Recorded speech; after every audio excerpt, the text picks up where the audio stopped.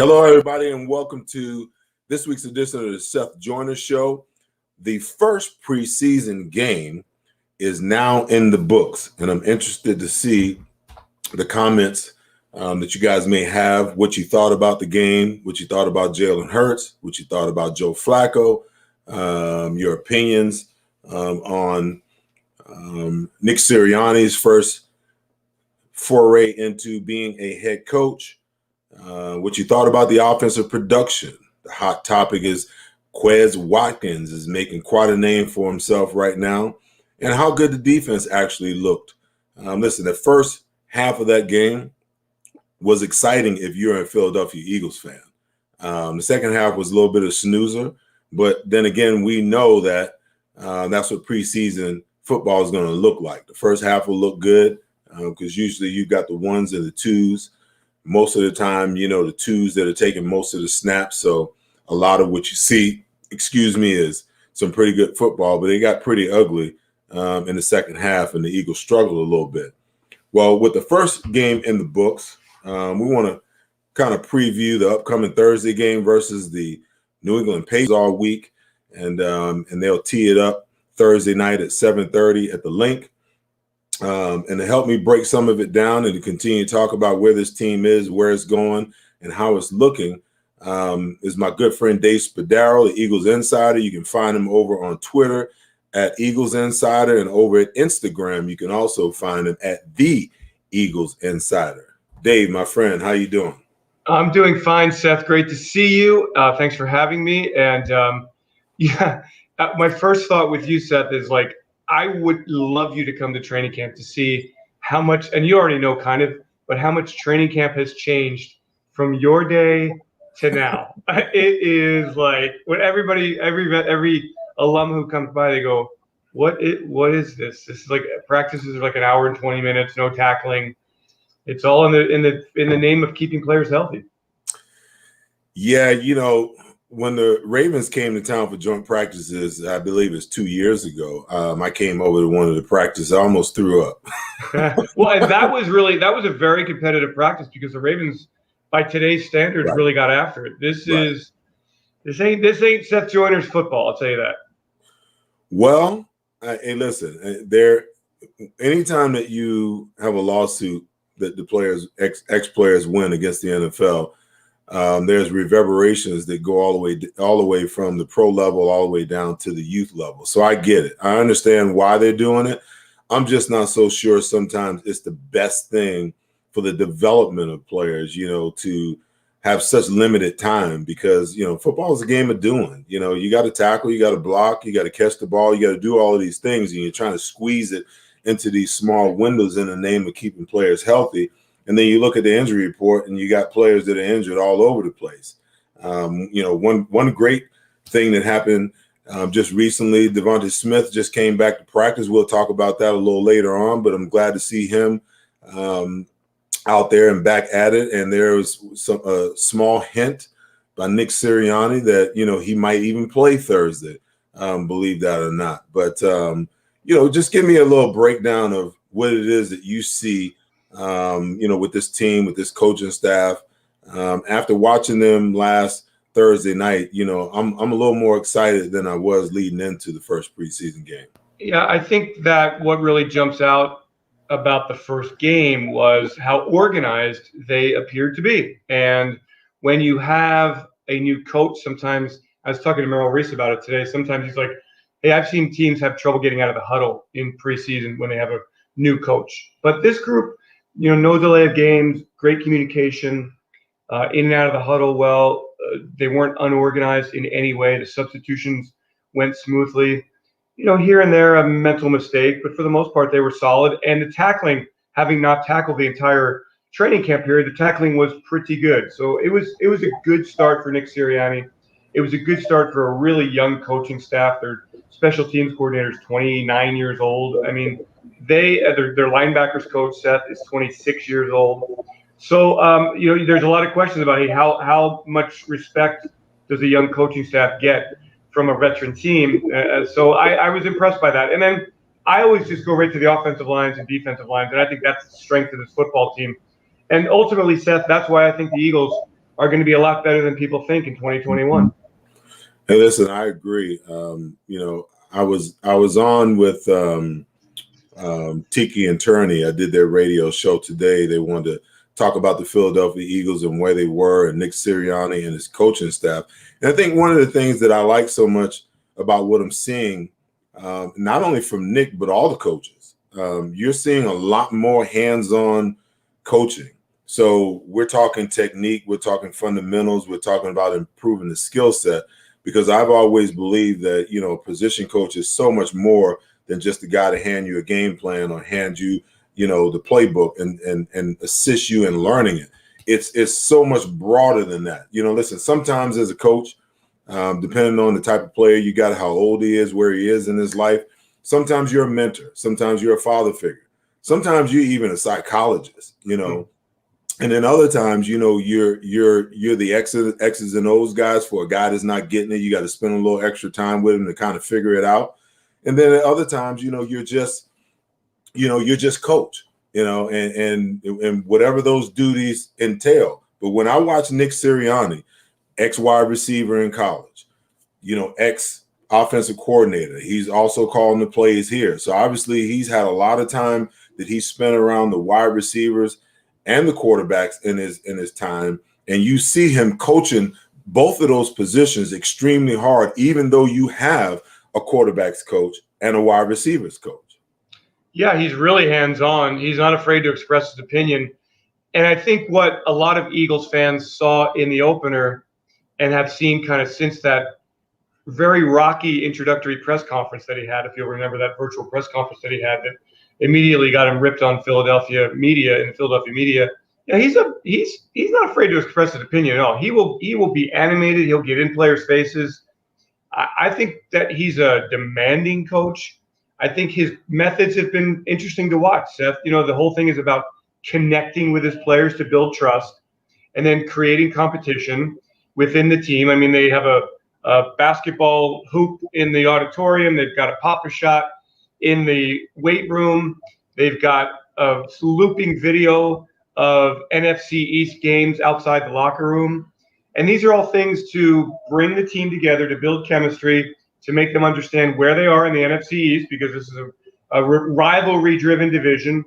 And then when they gain the trust of the players, they feel like they can teach them, and the players will be receptive to that. And so it's been fun to watch that. And one player that I'll honestly say appears to be, and we're not in the regular season yet, but appears to be making that adjustment and building that trust is Jaylen Rager, who struggled last year, struggled one day in practice a couple of weeks ago, and Nick really got on him. And then the next day he came back, and what happened in between the struggle and the strong day the next day was back to basics, going through the film, watching it, being constructively critical, Rager accepting that, and then going out and improving it and eliminating those mistakes.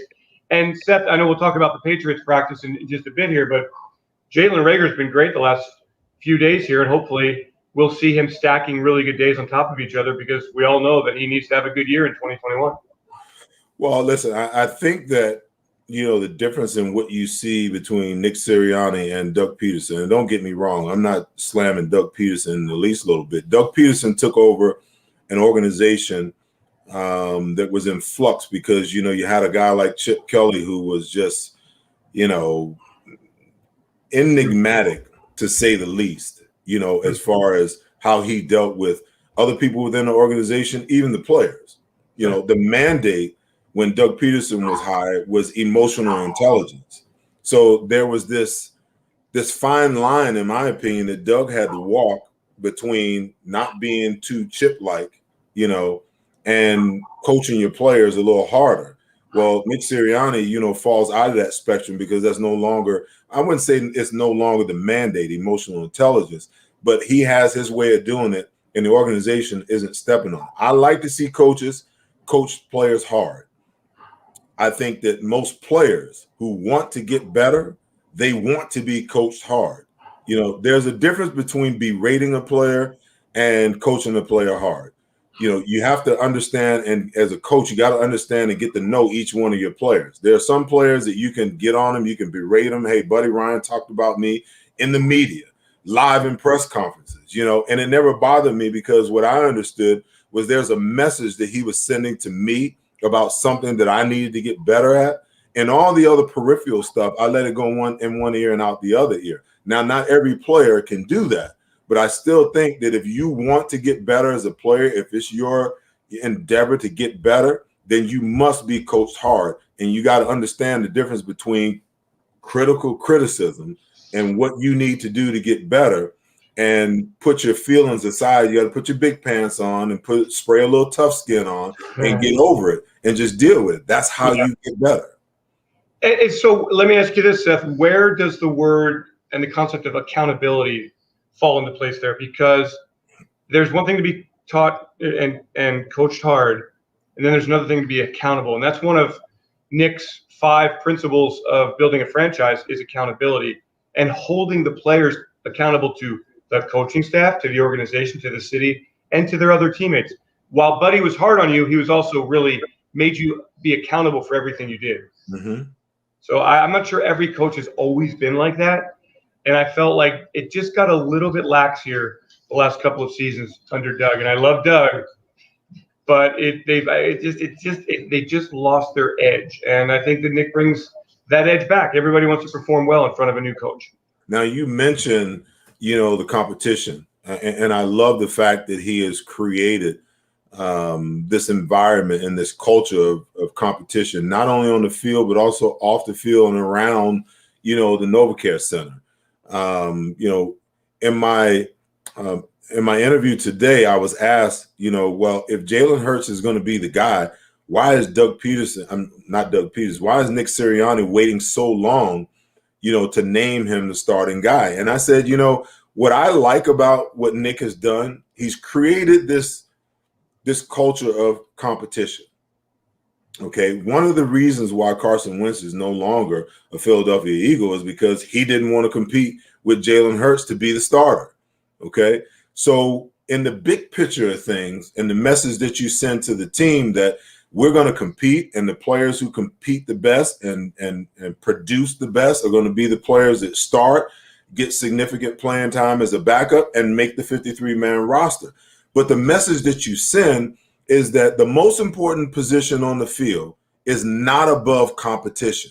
And I think that's a big, big deal for this football team, because the other 53 guys, whoever they are, or 90 guys that are in camp, remove Jalen from that. The other 89 guys, what they know, that if that guy has to compete for his position, then that means that every other position on this team is wide open for me to compete. That means that there's a chance for me.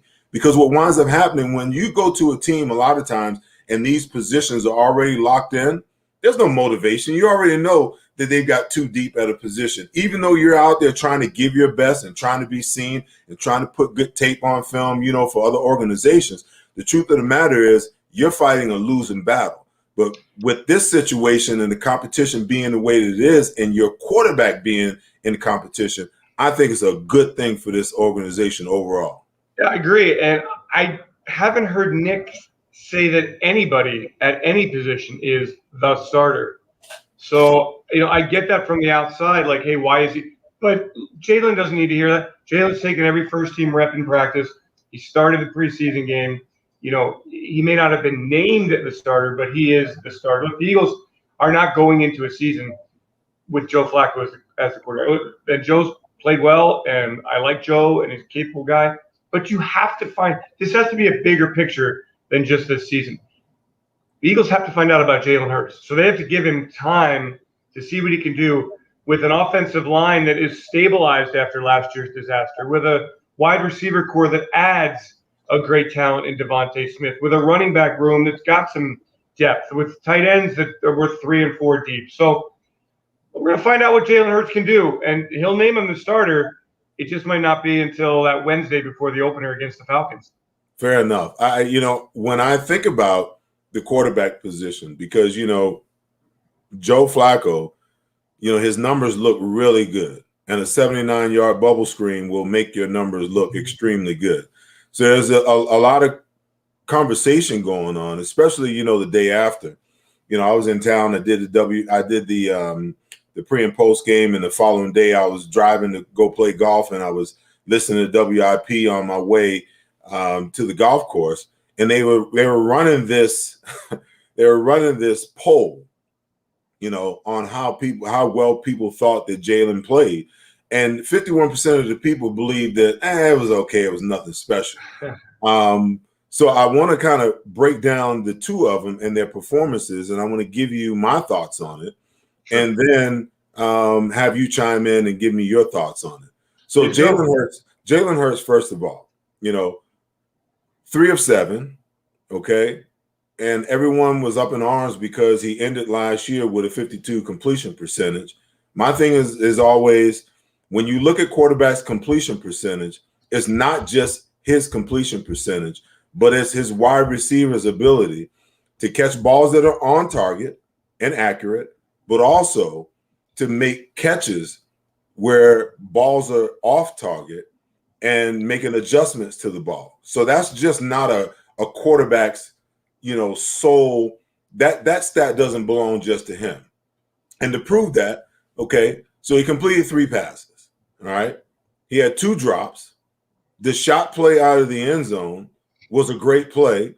The cornerback, put a veteran move on Quez Watkins. He knew he was beat. He got away with a little tug that threw off the timing, because if he doesn't, it's a 98-yard touchdown, and we're talking about Jalen Hurts in a completely different fashion at this point in time, okay? So when you look at the numbers, if you just add the 2 drops back to his stats, he's 5 of 7. We're not having these conversations. The only bad ball, in my opinion, that he threw was the out route to Rager on the sideline.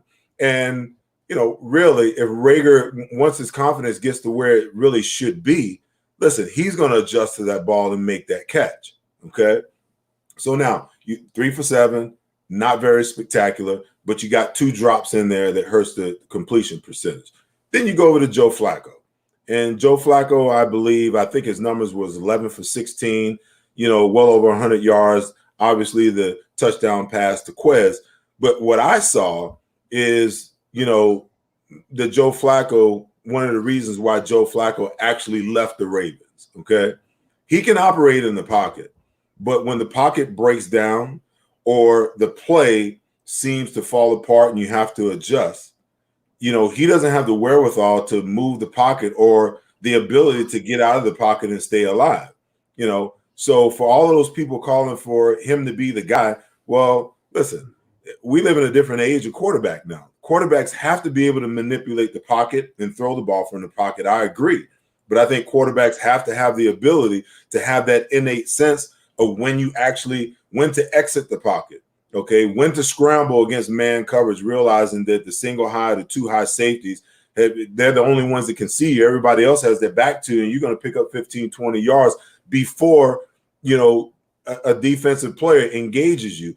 And to also understand in zone coverage that when everybody's sitting in their zone on their landmarks and they're looking at you, that you're scrambling, horizontally, to the line of scrimmage to buy time for your short guy to go deep and for your deep guy to come back and adjust his route, to give you a target. So when I consider those things and, the chirping and what I've heard about Joe Flacco should be the starting quarterback, I'm like, these people don't know what they're talking about, because that's a disaster waiting to happen, in my opinion. And listen, Joe Flacco's been a great quarterback. He's a Super Bowl winner, Super Bowl MVP, all of that stuff, But I think he was done when he exited, the Baltimore Ravens. Well, okay, so let's go to Jaylen. I'll agree with you on every point. The only play that I really didn't like, Seth, was his final play. 3rd and long, you drop back. You only scramble in that situation if you know you're going to get to the first down stick, and he didn't. And so I didn't like that. I felt he had other options. He could have hung in the pocket longer. I think he had Goddard open down the field. Didn't see him. I don't like running for the sake of running. Jaylen's going to have to go through his progressions and become better at the 2nd and 3rd read. So, but otherwise, I'm right there with you. Zach Ertz had a big drop. Jaylen had to catch a ball that he should have caught. The Eagles, were smart to give Jaylen a little bit, sprint out, get him out of the pocket a little bit. He's very good at escaping pressure. We know that. He's good at anticipating the pressure as well. So, and the arm strength, which has been, people have been criticizing his arm strength. I don't see any problem at all with Jaylen's arm strength. What I see with Jaylen is ultimately he's going to have to win from the pocket because defenses will take away that running ability. He's got to throw with better anticipation and better accuracy. Okay? Those are things that most young quarterbacks have to work through. But otherwise, I thought it was a good, solid first performance. I loved what Joe did. I thought Joe, with the touchdown pass, the read, the audible, the play to Quez Watkins, terrific play. Loved the late first half drive that netted him 3 points on the Jake Elliott field goal. I thought he had great command. But, yeah, you're right. Like, that's the interesting thing to me. You've got a quarterback. Quarterback one has all these multidimensional skills. Quarterback two is only going to beat you from the pocket.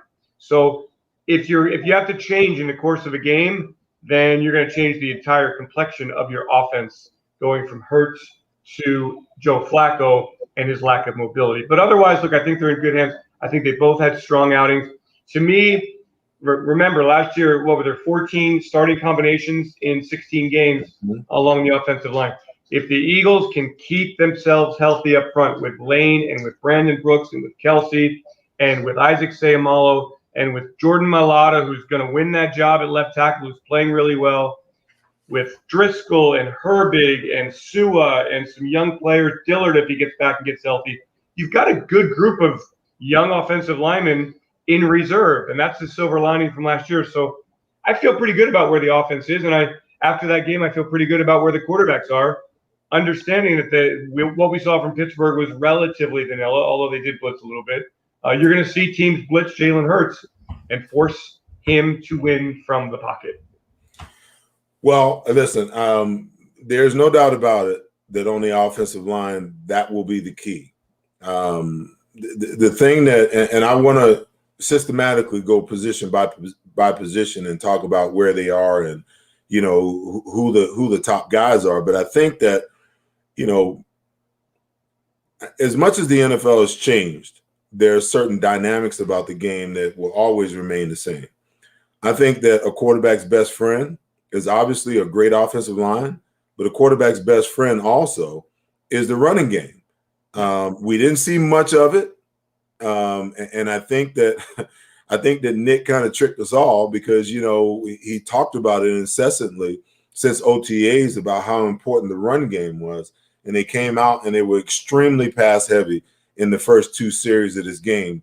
But I'm curious to see what that is going to look like because, in my opinion, that's going to play a big role in Jaylen's his ability to play from the pocket. Because when you're running the ball and you got play action pass and you got bootlegs and you got the short rollouts and all of these things, it buys the quarterback more time to get to that second, third, sometimes even fourth read, you know, like you were talking about. But when you come out and you're pass heavy and you put the ball, you know, in your young quarterback's hands for, you know, basically the majority, 90% of the plays in the first preseason game, well, you know, maybe he's going to struggle a little bit, you know, and to your point about Joe Flacco, you know, Joe Flacco would be a much more effective quarterback if you had to play him, if you have a solid running game. So moving forward, you know, what does that look like? That's the thing I'm going to be most curious about in this week's playoff game is the Eagles' ability. And I get it. You're playing against Pittsburgh. For years, they've been one of the best run defenses in the league. And you come out, you go against those starters, you know, you're going to struggle to run the ball early on. But I think in one of these next two preseason games, the Eagles are going to have to make a concerted attempt to try to establish their rushing attack and what they're trying to do, you know, as far as the run game is concerned and how that pairs and how that plays into coordination with the pass game. I will say this, that of all the years that I watch the preseason, get ready for the regular season, I always question why aren't they running the football well? And I think that the preseason is kind of a pass game, at least early on, just to kind of get guys, see how they look in pass pro and see what the receivers have going on. You're trying to evaluate. The objective of these preseason games is to get the roster now from 85 to 53 and find your best guys. So I'm not sure that working that in the run game with your starters, we know that that's a road grader group. I think that's the last thing that comes together in an offense. So I do believe when the regular season starts, Seth, that what we're seeing now, that's not going to be a shell of what we've got. Oh, absolutely. I think those 2 weeks between the last preseason game and the first regular season game, that's when you're going to see a lot, and the media's not at practice and the fans aren't at practice. You're going to see a lot of things installed into the offense. And I think this offense will run the football. I think they'll work the screen game. I think they'll take some shots down the field. I think they'll use 12 personnel. I think Nick is just learning about what he's got. And frankly, this offense has a lot of versatility because I think Devontae Smith is going to be a star right away. I think the tight ends, Zach Ertz, is going to be here. It's going to be in the right brain space. I think Dallas is a really good football player also. I think Miles Sanders is a good football player. And I think Kenny Gainwell, the fourth-round pick from Memphis, is going to be one of those move players who's going to catch a lot of passes. He's going to surprise you with how physical he is running the football. And I think he's going to be a real find from this draft class. So I guess from a schematic standpoint, Seth, I'm not putting very much stake into what I see in these preseason games, recognizing that I've been watching preseason for the last 30 years. And it's like a flip, the switch is flipped. And when the game starts, on September 12th, what happened in the preseason means absolutely nothing. What you want to do is make sure you get healthy through the preseason, get yourself through there, and then game plan for the Atlanta Falcons. Hey, listen, I get it. The passing game is the most difficult thing to time up and get right. So maybe in preseason, that's why you see so much of it. But I also think that, developing your run game is important too. And you got to, it's one thing to run it against air. It's another thing to run it against, the second team defense. It's also another thing to come out in a preseason game and try to establish it against, light competition, what you're going to face, in week one. So at some point in time, you've got to, lend some importance to it. But let's segue into, position wise on the offensive side of the ball. I thought the offensive line, let's start there. I thought they looked solid. I was really shocked and surprised, that Brandon Brooks, I should say, was pretty much limited in practice the entire training camp. And he comes out and he starts in the first preseason game. I mean, that just blew me away when I heard the reports that he was actually going to start. Questions about Isaac Seumalo and his health. Will he be ready before the preseason games are over to actually step in and man his left guard position? And the biggest question for me is, what do you think about the offensive line depth? I thought the young guys in Group 2 played well, and most of those guys are probably going to make the team from a depth perception.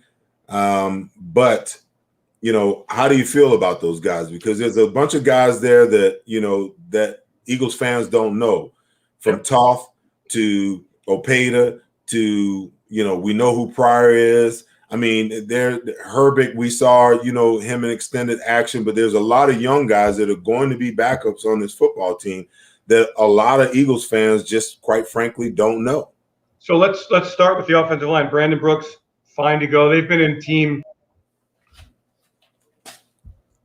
week, and Brandon's gone full. Isaac Seumalo's gone full. Mailata's been your starter at left tackle.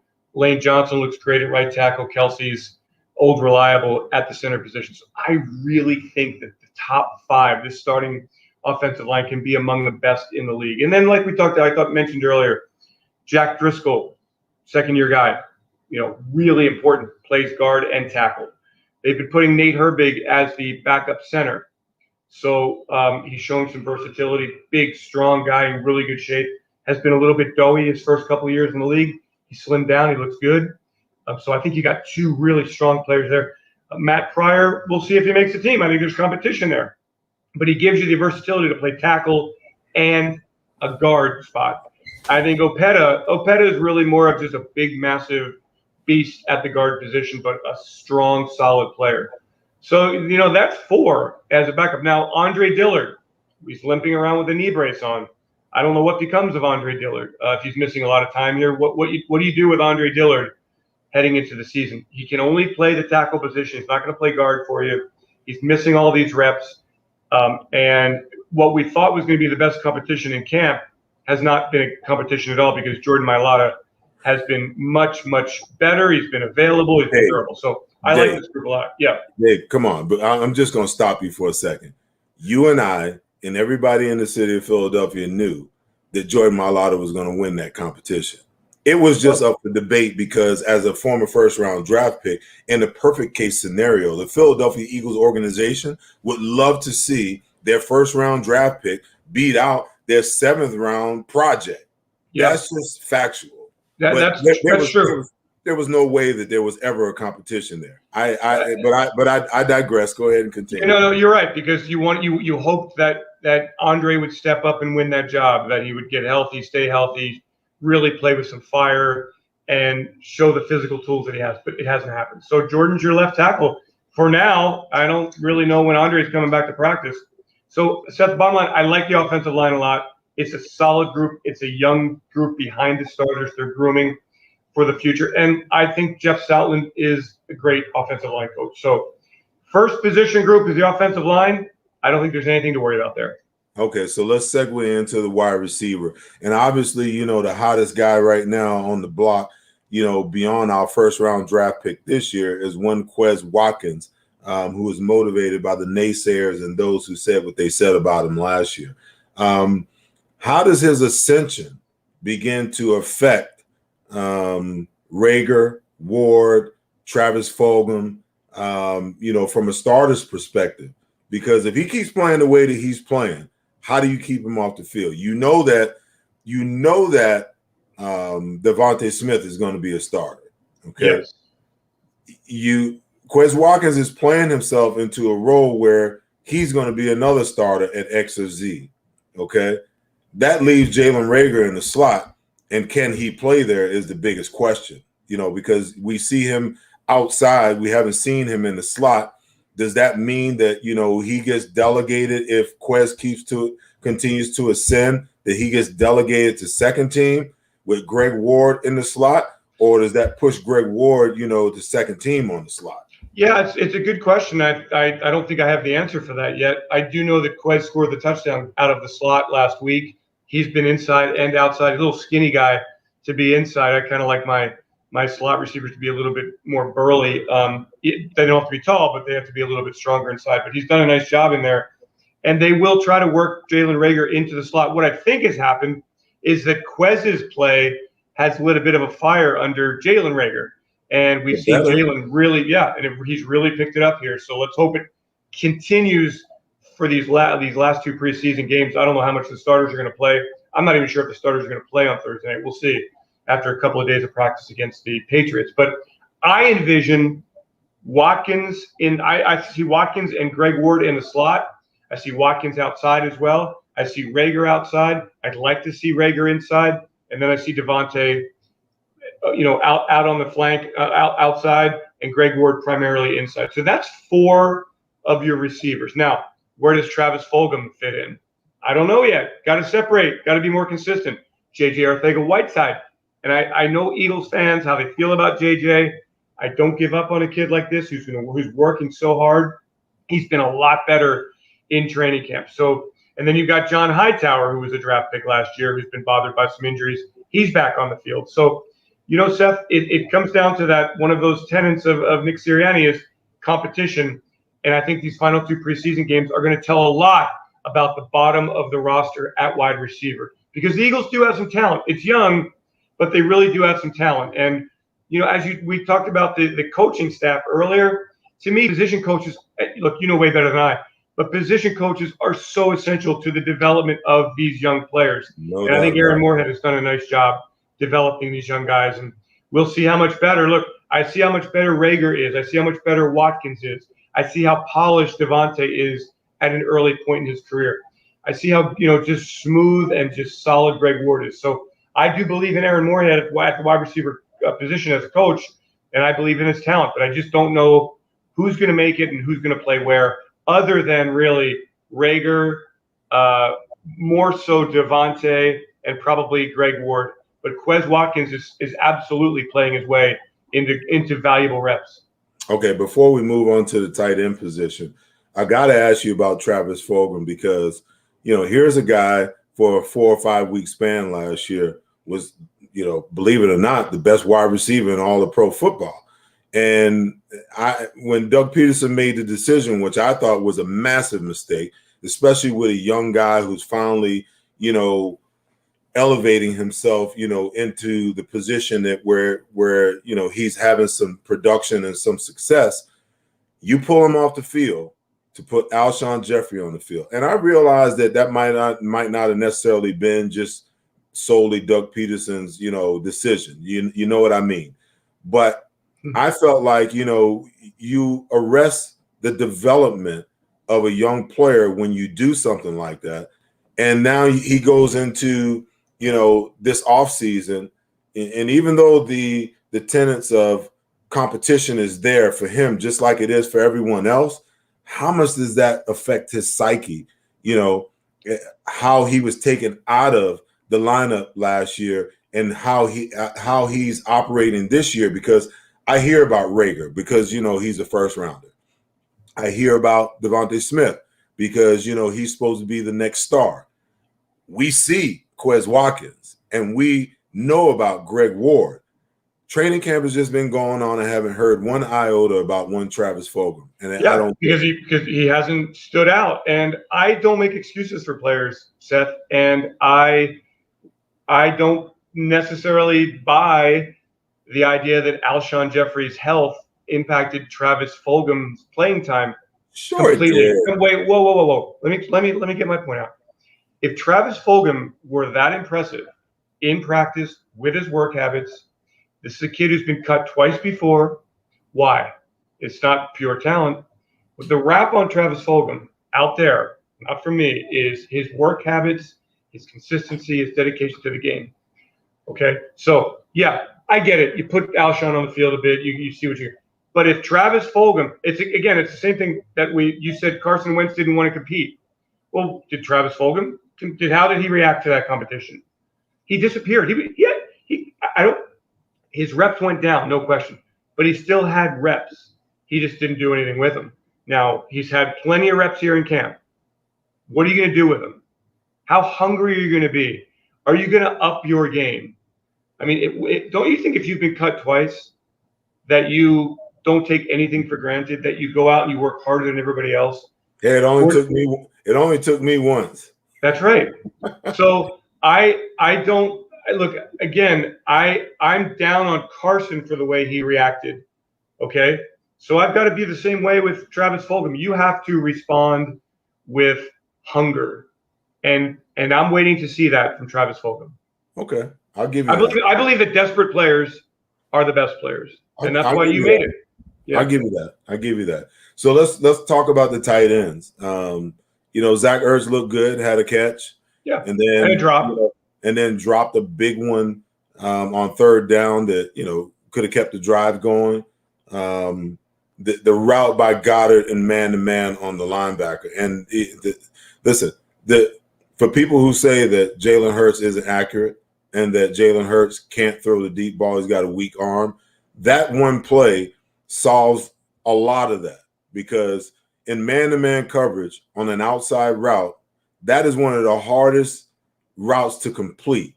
And he put that ball dead on the money, and Goddard made not only a great catch, but he got some yak yards after the catch. Richard Rodgers caught some balls. The guy that I'm really intrigued with is one Tyreek Jackson. I mean, I look at this guy, and people made, the Jimmy Graham comparisons. I mean, the Jimmy Graham when he was great, not the Jimmy Graham of today. 6'8", can flat out run, got great hands, converted quarterback to tight end. Looks like, I've been hearing that, a lot of people are saying he's one of the most improved players in all of the Eagles training camp. And if you make the decision, which I've been saying forever, that the Eagles should do, just roll with Zach Ertz. I don't care what Bill Belichick is trying to do in his conversations with Zach Ertz. I don't care if the Buffalo Bills come knocking and they got the best deal on the table, okay, you waited this long, okay, keep Zach Ertz on this roster, okay? You've got the cap space to keep him here. He's a great benefit to a Jalen Hurts. He's a safety blanket. And at the other end of the spectrum, Zach Ertz is in a position where he's got to rehab who Zach Ertz really is after last year. So you're not going to get the value that you really want for Zach Ertz. He's trying to rehab, his reputation as one of the better top 3 tight ends in the game. It's a marriage made in heaven. Why would you even consider making that move right now? And it also gives you time. It gives you time to continue to develop one Tyreek Jackson who is just raw and young, so that if we come to this juncture at the end of the year where, Zach wants a contract extension, the Eagles don't want to give it to him, okay, even though he's got 1 year left on his deal after this year. I believe that's the case. No, I think this is the last year of his deal. Okay, so if this is the last year and you make the decision to move on, now you've already groomed his replacement, because God is always going to be your blocking tight end, or Richard Rodgers is always going to be your blocking tight end. And a guy like Tyreek is a matchup nightmare if he learns how to be detached from the box and split out or go in motion and move out or line up in a split position where he's got a little 5'9" safety out there on him.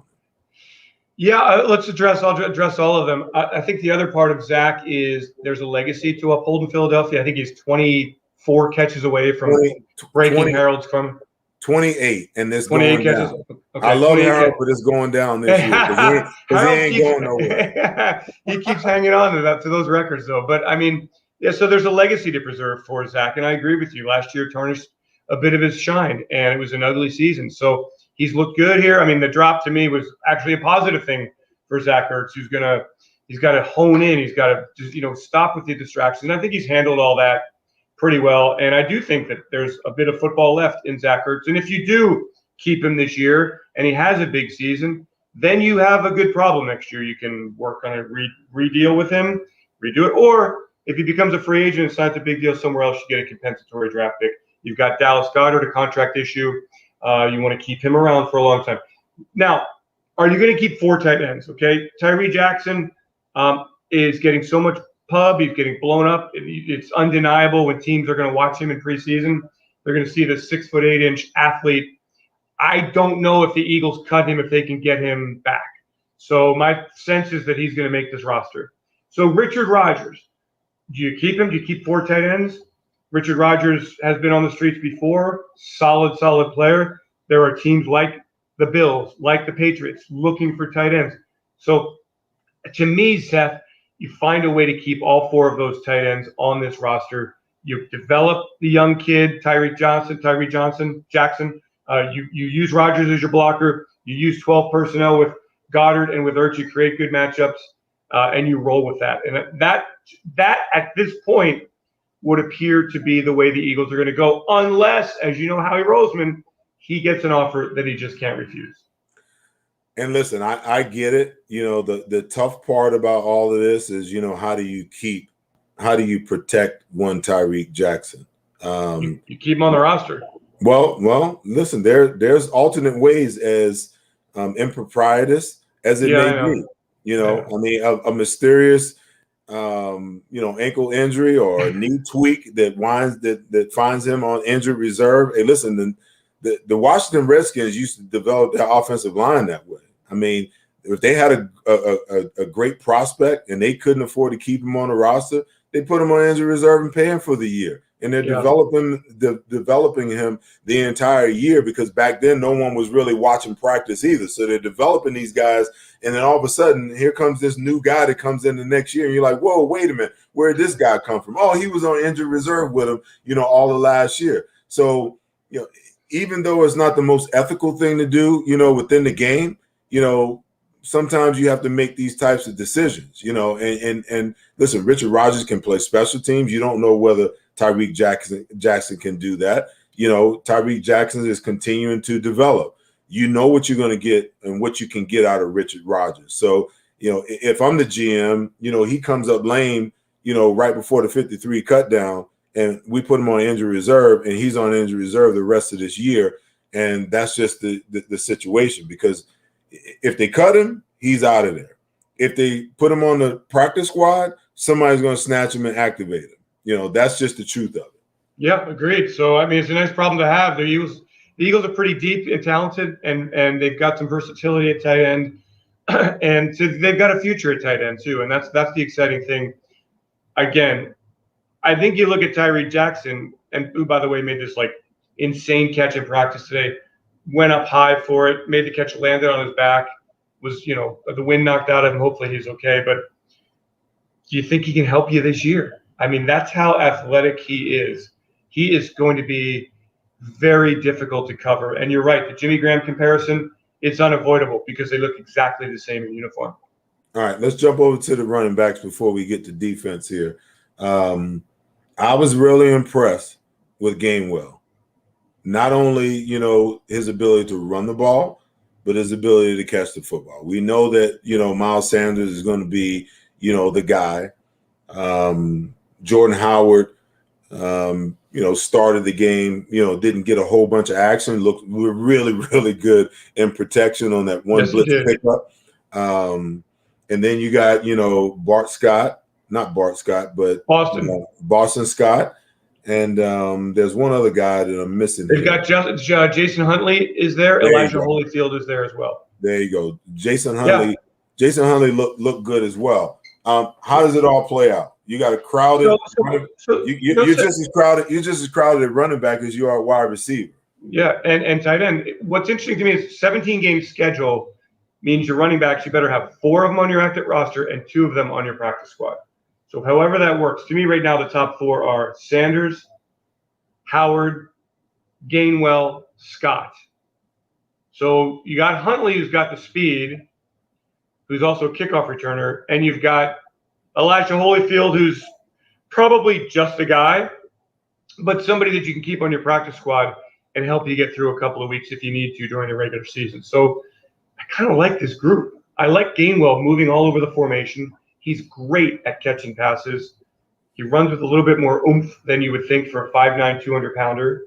Didn't play last year at the University of Memphis because of COVID. He lost a family member, so he's fresh. Got a lot of tread on the tire.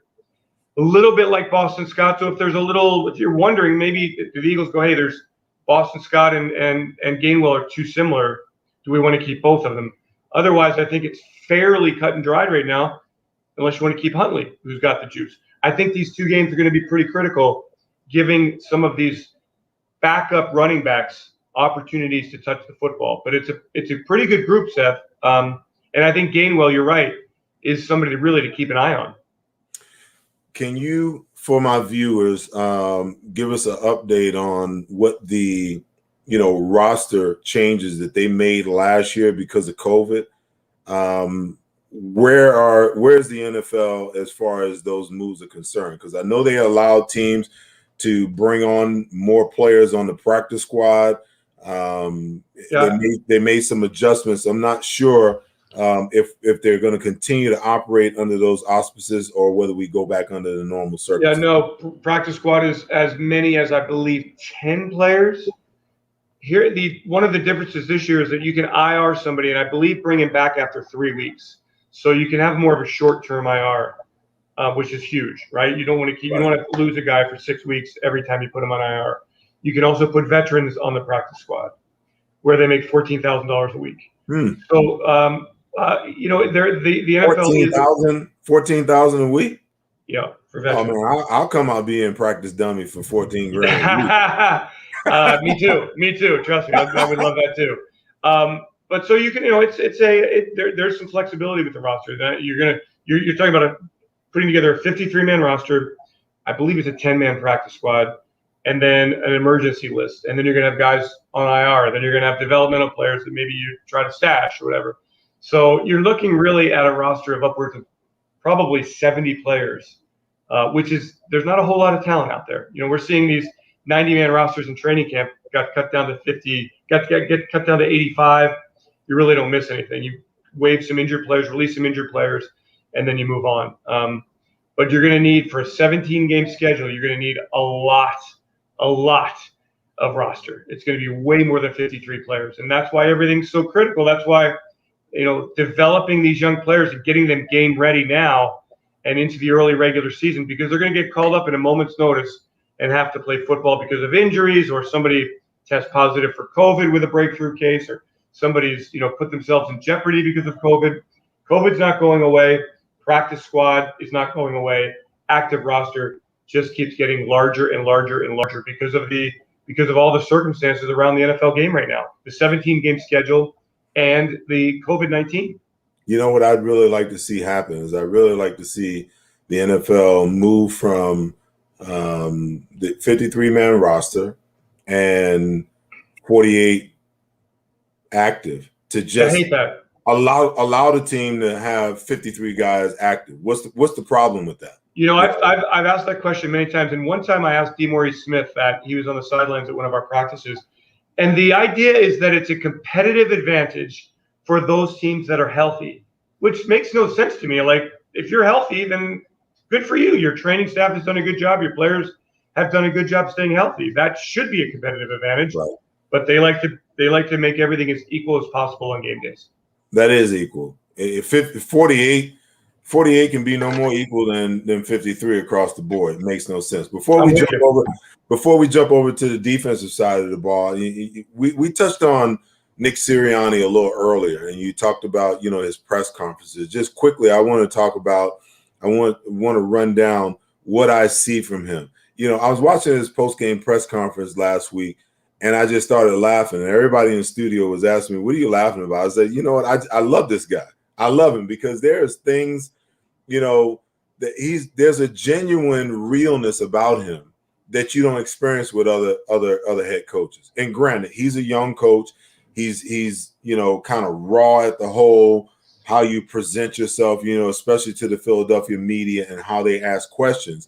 But what I liked about him is when he started talking about, their processes, and one of the coaches said, "Hey, can you leave a little space in between, the plays so that, we have room to take notes?" Now, what head coach is Bill Belichick going to tell the media that? Is Andy Reid going to tell the media that? Is Bruce Arians going to expose that kind of stuff? I mean, there is a realness about him, a rawness about him that I really like.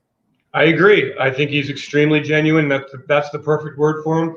He loves the game of football. He's into it 1,000%. He's got great energy. He's not going to back down. And Seth, what's interesting about him, the first time I met him, I had done a bunch of virtual things with him prior. And the first time I met him was on draft night, first round of the draft. We were doing a draft party. And I was like, wow, who's that guy? He's bigger than I think. And so he comes out. The guy's ripped, and he's 6'1". He's a big guy. And so he commands respect. He's excellent in front of the team. And I think he's really grabbed the attention of this football team. So I'm on the Nick Siriani train, and I really like where it's going. And I think that he's surrounded himself with a bunch of coaches who aren't afraid to speak up and respectfully disagree and create a lot of good football energy for this team that needed a breath of fresh air, and they got it with Nick and with his coaching staff. Right. All right, so let's finish up on the defensive side of the ball. Sure. We got about 7 or 8 minutes left. Couple of observations from what I seen the other night. I thought they looked good on defense in the first half. The thing that shocked me was versus 12 and 21 personnel. They actually played this hybrid defense with a sandbacker on the field, so they actually really looked like, a 4-3 defense against regular personnel and 2 tight end personnel. There wasn't a whole lot of blitzing going on, right. And I understand. I would really have loved to have seen in the second half with the defensive line struggling the way that it was for them to dial up, some generic blitzes where you send the extra guy just to put some pressure on the opposing team. I thought that they looked really good in their zone concepts. They look connected. Sometimes, guys just get to their landmark without any understanding of route concepts that are happening in front of them that affects what's happening behind them. They seem to be tied together and on the same page. Even when passes were caught, it wasn't just one guy making the tackle. Everyone was rallying to the football. It was interesting to see some 5-man front. I mean, they actually lined up in some Eagle front. And it wasn't just in short yardage situations and goal line situations. It was just, part of the package for this preseason game. The guys that stood out to me the most, Josh Sweat. I've been hearing a lot. They talked about how I've been hearing about how he destroys Andre Dillard in practice every day. And my question was, how does he look against Mailata? And then I was reading, something pre-show talking about how he, really dominated, Mailata in practice just recently. But he looked extremely, good in the preseason game. And the one thing about Josh that's always, that always worried me, was the left knee. It just looked like it always bothered him, and he was never 100%.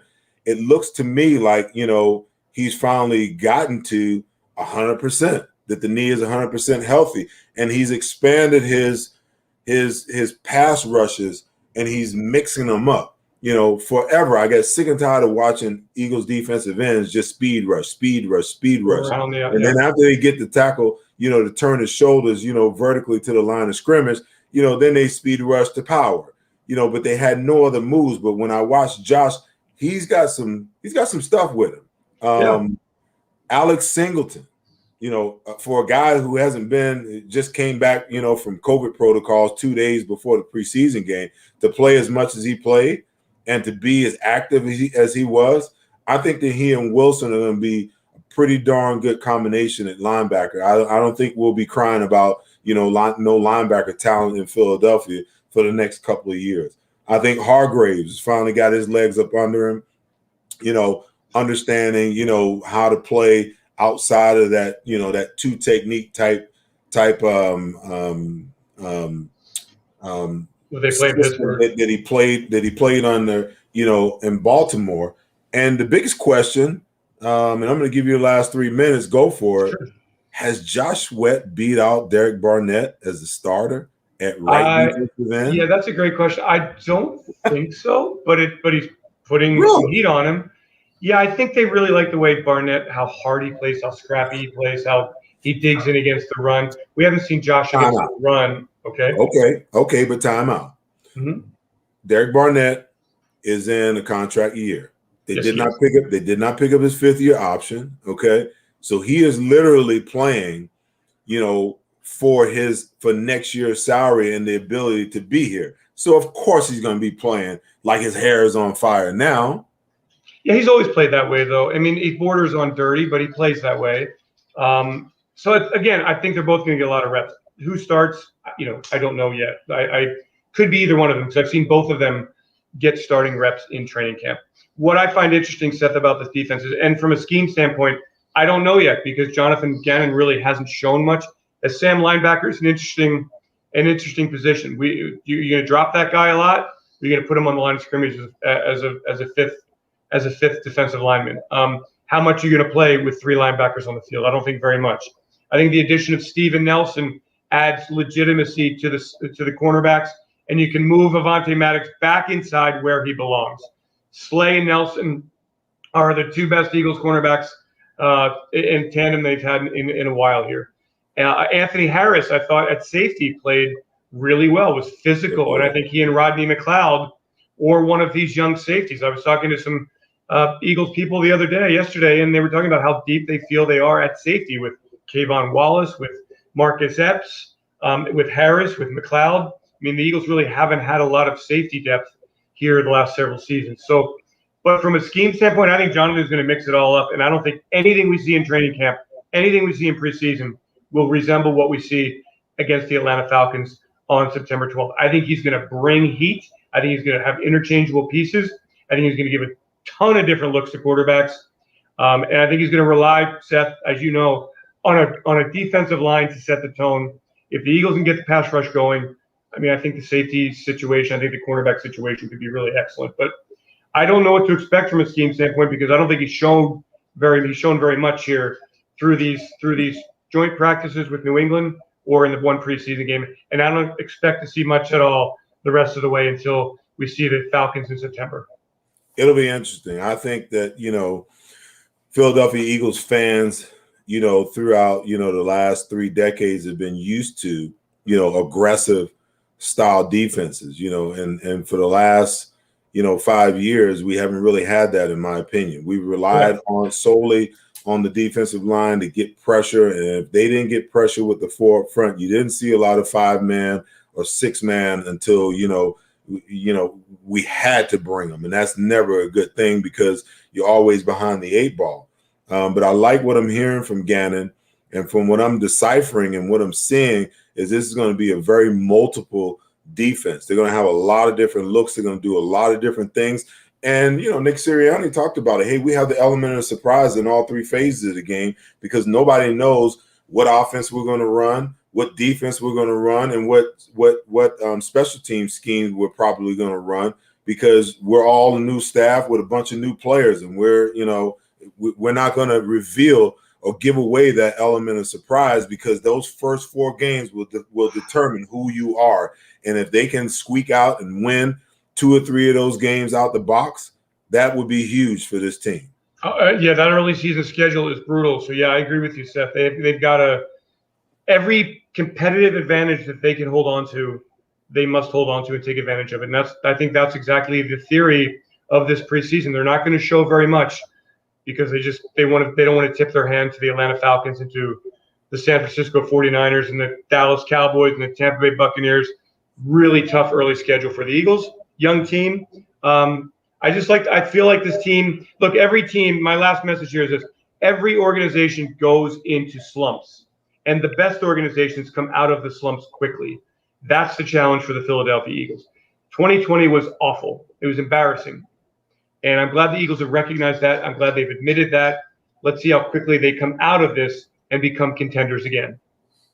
I don't know about contenders, but I think that the Philadelphia Eagles, Dave, are going to be extremely competitive this year. Based upon what I've seen, the moves that they've made, the talent upgrades that they have on this roster, everybody thinks that they're going to be last in the NFC East. They believe that they're going to be way below 500. But I'm trending in the other direction. I like what I see. I think they'll be well above 500, and I believe that they will contend. I believe that they will contend for the NFC East division because none of these teams are that great. Listen, Dallas, the Washington football team is getting better. They're coming, but Ryan Fitzpatrick does not scare me. The New York Giants are getting better, but Daniel Jones is inconsistent. And we're yet to know, whether Saquon Barkley is going to come back and be 100% Saquon Barkley. When you talk about the Dallas Cowboys, with all the tools and all the weapons that they have on the offensive side of the ball, and certainly on the defense, that's been their Achilles heel the last 2 years. With all that said, Jerry Jones will figure out a way to screw it up.